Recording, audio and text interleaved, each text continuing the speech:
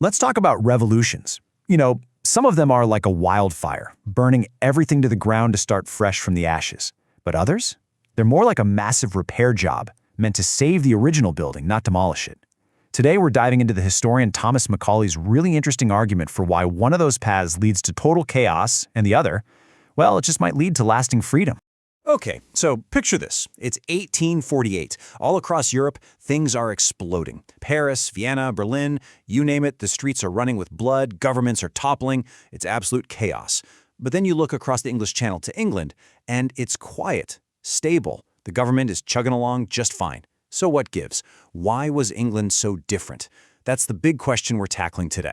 I mean, the contrast here is just staggering, right?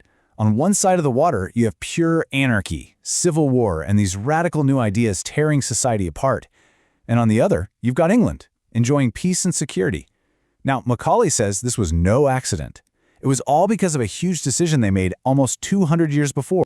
To really get to the bottom of this, we need to look at two completely different ways to have a revolution. It's really a tale of what happens when a country tries to erase its past versus when it tries to reclaim it. So what went so wrong on the continent?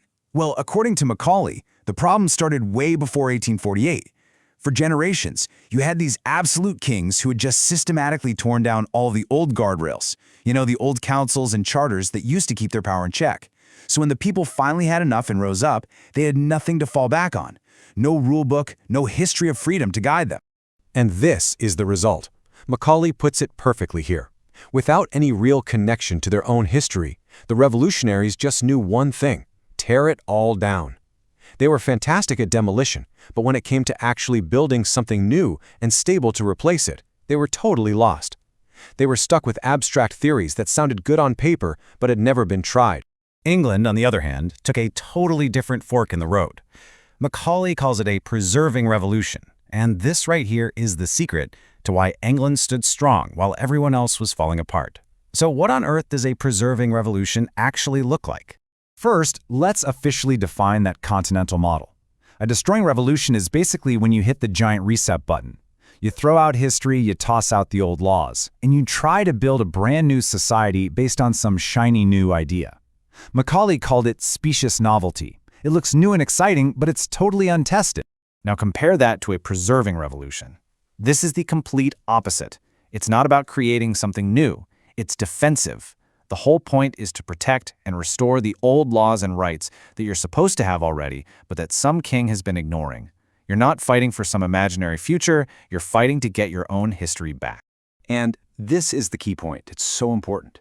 The so-called Glorious Revolution in England back in 1688, it gave the people 0 new rights, not one.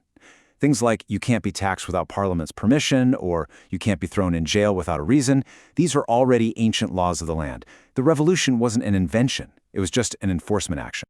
And that one single act of enforcement led to the biggest change you can imagine in English government. It put the king, the crown itself, firmly under the law. This quote really gets to the heart of the problem.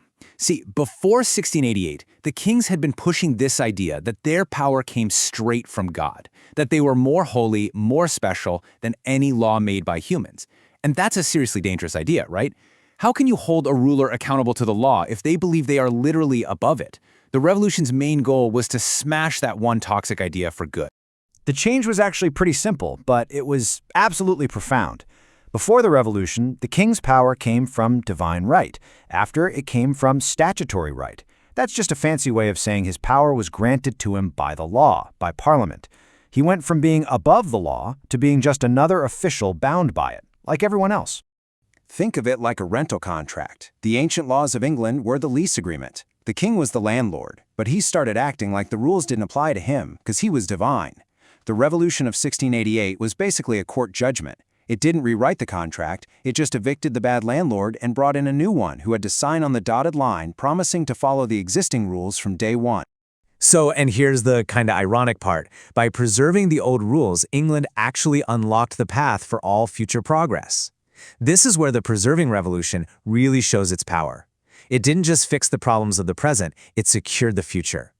Macaulay uses this brilliant metaphor of a germ. The big document that came out of the revolution, the Declaration of Rights, it didn't plant a whole new forest. It just protected this one ancient seed, the germ of English law. But by creating a stable, lawful environment, it allowed that seed to grow into something incredible. And just look at what grew from that one little seed. All these huge reforms, religious freedom, a free press, independent judges, even the abolition of the slave trade, all of it was achieved peacefully over the next century and a half. And why? Because the system was now built for gradual improvement, not violent breaks. Change could happen inside the rules of the game. So this brings us to one last perfect analogy to tie it all together. Two old houses. The Continental House. It was neglected for centuries until the foundations were completely rotten. So the people living there, they felt they had no choice but to burn it to the ground and try to build a new one from scratch. But it kept collapsing. The English house also had its problems, leaks, cracks, you name it. But instead of destroying it, they did a huge structural repair in 1688. They reinforced the foundations. And that house? It's still standing strong today. And this leaves us with a huge question, one that's just as important today as it was in 1848. When a system is clearly broken, what's the best way forward? A radical break with the past, a clean slate, or a careful effort to repair and build upon what's already there? Macaulay had his answer, but it's a debate that's still shaping our world.